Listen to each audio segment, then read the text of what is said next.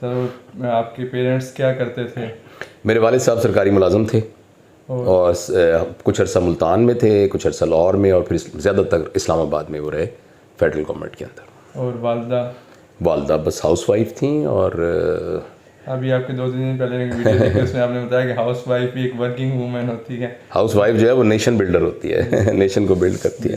میں بہت خوش قسمت ہوں، جتنا میں لوگوں کو پیرنٹنگ کے بارے میں بتاتا ہوں نا، اور جو کتابوں میں نے پیرنٹنگ کے بارے میں پڑھا ہے، میرے والدین کو اللہ تعالیٰ نے وہ سکھایا ہوا تھا۔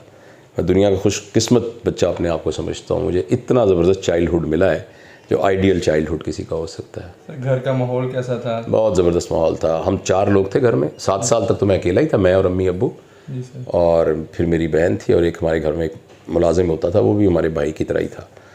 تو وہ بس ہم لوگ ہوتے تھے، اور ایز اے یونٹ ہم رہتے تھے دوستوں کی طرح اس وقت تک، جب تک پھر میری شادی نہیں ہوئی۔ پھر اس کے بعد ظاہر ہے پھر فیملی اور ایکسٹینڈ ہونا شروع ہوئی، تو بہت زبردست ہمارے گھر میں ماحول تھا۔ میری والدہ جو ہیں وہ، میں نے اپنی والدہ کو کبھی، میں پورے یقین سے کہہ سکتا ہوں، مجھے نہیں یاد کہ کبھی وہ بیمار ہوئی ہوں کہ وہ تہجد میں نہ اٹھی ہوں۔ اور مطلب یہ اس وقت کی بات ہے جب میری والدہ بہت ینگ تھی، میں بہت چھوٹا سا تھا، تو اس وقت سے میری والدہ جو ہیں وہ تہجد میں عبادت کیا کرتی تھیں۔ اور قرآن کو کبھی بھی وہ اس طرح نہیں پڑھتی تھیں کہ جیسے ہم پڑھیں یاسین والقرآن الحکیم انک، نہیں، یاسین والقرآن الحکیم، یہ قرآن ہے وہ ترجمے کے ساتھ پڑھتی تھیں۔ اور ترجمہ انہوں نے، ہماری ایک خالہ جی تھیں مولانا محمد شریف کشمیری صاحب، جو کہ خیر المدارس ملتان کے اندر شیخ الحدیث تھے، تو جب ملتان میں تھے تو وہ ہماری گلی میں رہتے تھے، تو ان کی جو اہلیہ تھیں خالہ جی، ہم سب نے قرآن پاک ان کے گھر میں تمام بچے محلے کے پڑھنے جاتے، تو میری والدہ نے اور ہم نے قرآن جو ہے وہ اس طریقے سے عربی لفظ کے ساتھ ہی پڑھایا جاتا۔